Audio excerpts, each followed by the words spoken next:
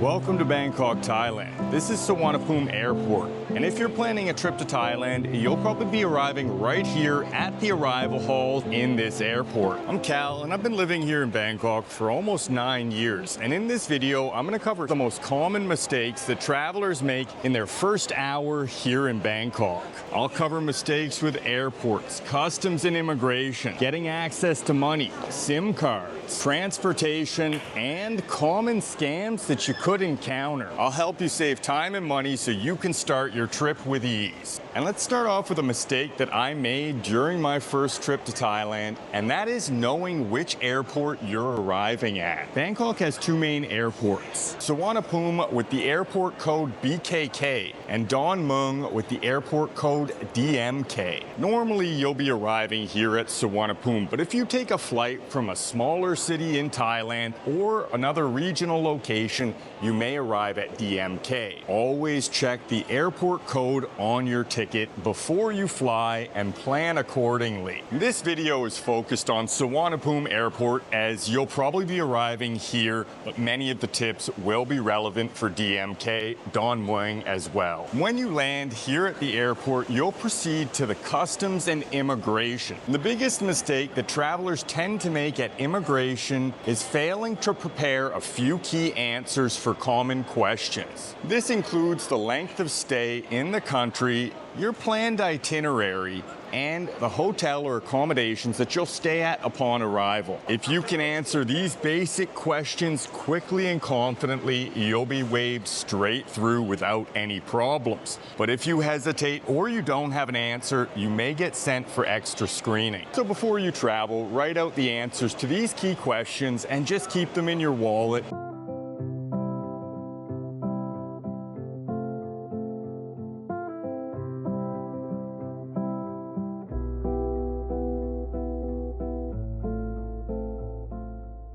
The second key mistake that travelers make with immigration is mentioning work or studying while you're in the country. If you're entering Thailand on a visa exemption or tourist visa, your intended purpose should only ever be tourism reasons. And mentioning work or studying, even if it's volunteer work, will mean that the immigration officer has to question you further and may send you for extra screening. And the last mistake that many travelers make is failing to prepare prescription medications ahead of time. If you take opioid medications or any type of narcotics, you'll need a special permit from the Thai FDA in order to bring them into the country. You'll need to package them correctly and you'll need to declare them. Now, I have an entire video on prescription medications. The link is in the description. Once you've cleared customs, you'll arrive right here in the arrivals hall. And the first thing you'll need to do is get access to Thai baht. That's the currency here in Thailand. And the single biggest currency mistake that travelers make is getting Thai baht in their home country. When it comes to getting baht, the banking overhead costs here in Thailand are a lot lower than almost any other country around the world, and you want to wait until you arrive. And you have two options when it comes to getting Thai baht. You can exchange it at a currency exchange booth, or you can use an ATM. And as you're walking out of the arrivals, you'll see plenty of currency exchange booths. But it's a mistake to use the booths when you first exit at arrivals. Instead, you want to go to the basement level if you want to save some money.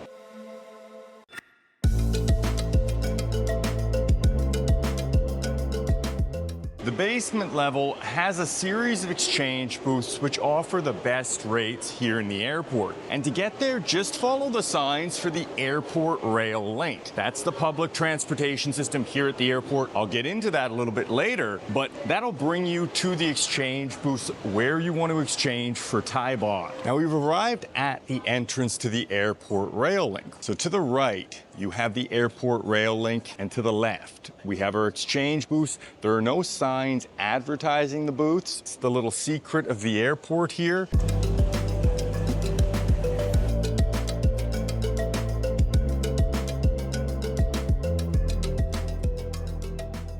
Now, Now, the entire walk from the airport arrivals area is only about 2 minutes, and you've got 3 exchanges: Happy Rich, Casacorn Bank, and Super Rich. They all offer a similar rate, and they're the best rates here in the airport. You don't need to exchange for a lot of money here at the airport because the best exchange rates are at the other locations around the city. And you want to avoid the exchange booths in the more public areas like the one behind me. They don't offer as good rates, and you might as well take the extra 1 minute and save yourself some money. And when you're exchanging money here in Thailand, it's always better to bring larger denomination notes, as you'll get the best rates. Bring $100 bills, $50 bills, and avoid small denomination notes. These will get you a lower rate. And you can bring up to $20,000 into Thailand without declaring it at customs.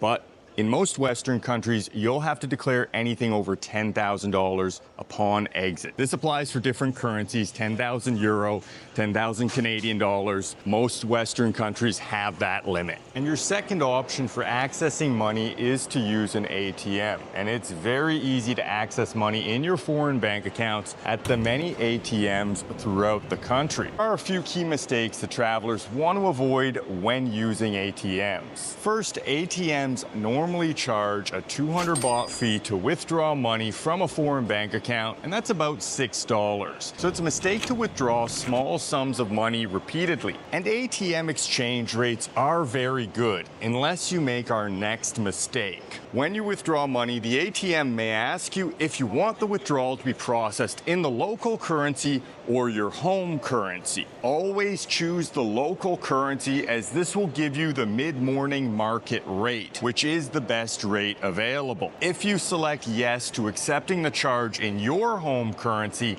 this allows the ATM to charge its own exchange rate. This is called dynamic currency conversion, and you want to avoid it. And if you plan to use ATMs throughout your trip, you may want to get a travel credit or debit card. These will cover your foreign transaction fees, including those 200 baht fees here at the ATMs. Simply look for the best card in your country before you travel and save some money. You've secured some Thai baht, but you'll want to get a SIM card in order to access data and internet here in the country. And there are a few key mistakes that you want to avoid when it comes to getting a SIM card. And the first mistake is bringing a locked phone with you. If you're currently on a contract with a home carrier, you can't get a new SIM card installed, even if it's in a foreign country, and you'll get stuck using the roaming package for your home provider. And the second key mistake is choosing the wrong SIM card for your travel itinerary. And you have 3 options: buying a prepaid SIM card before you travel, getting a travel tourism SIM card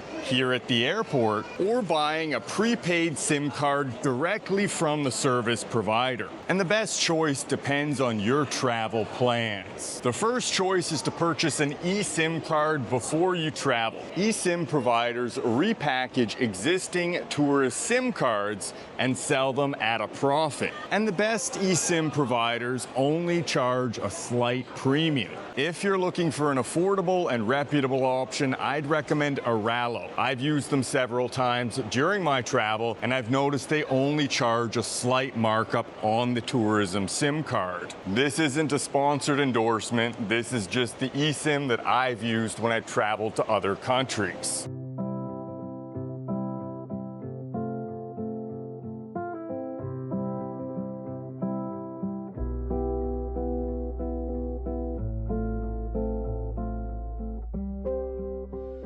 But here in Thailand, it's very easy to set up a tourist SIM card once you arrive. When you exit the arrival halls here at Suvarnabhumi Airport, you'll see the service providers all along the main exit area. These are operated by the largest internet and phone service providers here in Thailand: AIS and True. All you have to do is walk up to one of the desks and check the available packages. And both companies offer similar plans, and you can buy a tourist SIM card on the spot. They have 8-day, 15-day, and 30-day plans, and the optimal plan will depend on your travel itinerary and length of stay in the country. But if you plan to travel for longer than a month, and you want the most affordable option, you can buy a prepaid SIM card directly at a service provider shop which is normally located in any mall here in Thailand. And you simply walk into one of their shops, take a queue ticket, and speak to a customer service representative. Ask the customer service representative for their best and most affordable plans. They run different promotions on a monthly basis, and the representatives are very helpful. They'll point you to the optimal plan for your trip. You can buy the SIM card for 50 baht, that's about $1.50, and the plans themselves normally cost between $6 and $10 a month. If it's your first time in Thailand and you have a long-term travel plan, I recommend you get an 8-day tourism SIM card here at the airport to tide you over and go to a mall and buy a prepaid SIM within that first week. Set it up and you'll get the best service at the most affordable price for the rest of your trip while avoiding any of the stresses in that first day. You've got your money, you've got your SIM card, and you might want to stop for a bite to eat before continuing on your journey here in Bangkok. And you've got plenty of options to choose from. But if you want to dig into some authentic Thai food at the most affordable prices, it can be a mistake to stop at any of these restaurants.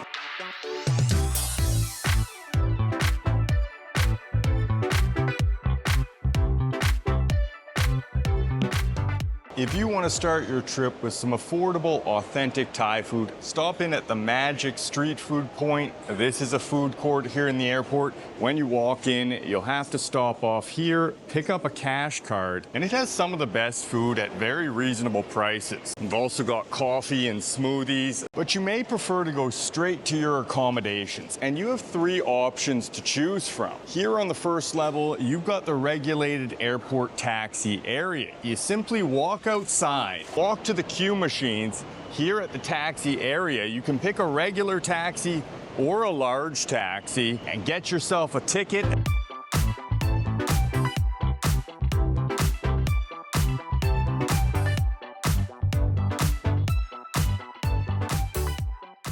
The ticket you get here at the machine will have a taxi number on it, and it's the same number that you'll see above each of the taxis in the glowing green lights. Always keep your ticket with you, your taxi booking ticket. It has all your driver's information. If you have any problems or scams, you have the name, you have the taxi identification number. Never hand it over to the driver. This is your receipt. You'll simply walk over to the driver, tell them your destination, and they should turn on the meter. You'll pay the metered taxi rate plus a 50 baht surcharge to the driver. That's the airport surcharge. When the driver starts driving, they may ask you if you want to take the tollway. The tollway has an extra surcharge, and you'll have to pay that directly to the driver when you arrive at the toll booth. And those tollway fees are normally between 40 and 100 baht. But taxis here in Bangkok are notorious for running quite a few scams and avoiding using the meter. So if you take a taxi, always make sure that the driver turns on the meter, as many are known for trying to give you a fixed fare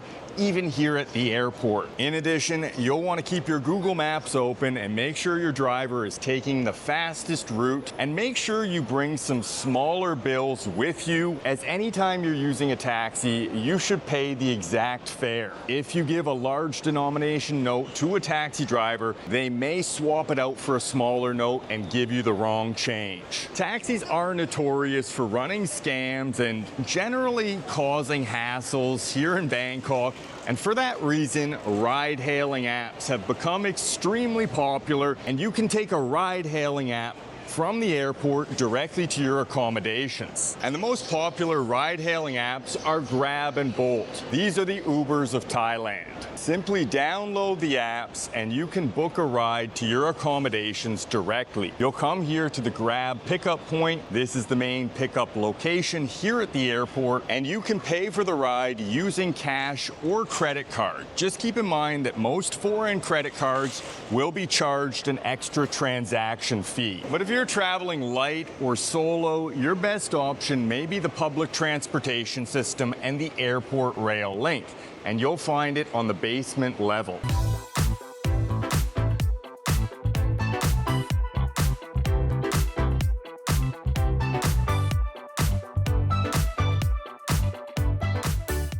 Now, in case the sign changes confuse you, the airport rail link signs suddenly change to the city line. So as you veer right, it will say city line, just follow that sign.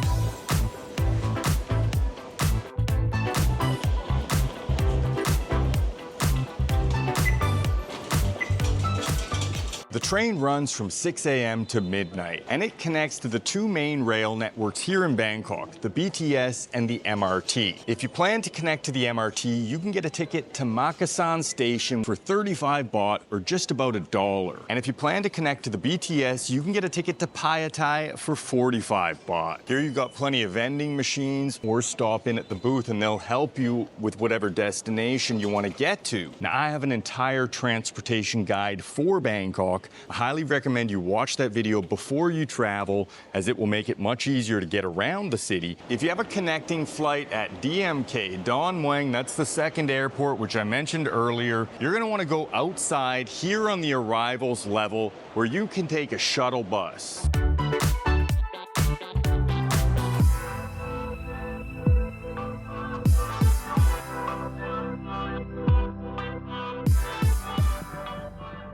If you want to take the shuttle bus to Don Mueang, you'll need to bring your ticket for your connecting flight and your passport and show it here at the shuttle bus stop. You'll wait for the bus, simply hop on. Just make sure you give yourself enough time to get to Don Mueang. It takes about 50 minutes in good traffic, and it can take a lot longer if you're traveling during rush hour. And if you're gonna be pushing it, you might be better off taking a taxi or a ride-hailing app. If you happen to be traveling to Pattaya or Hua Hin, you can book a bus directly here on the first level. You can also take tickets to Koh Chang or Koh Koot. These are nearby islands on the eastern seaboard, and avoid journeying into the city altogether. And our last mistake is a big one: getting scammed.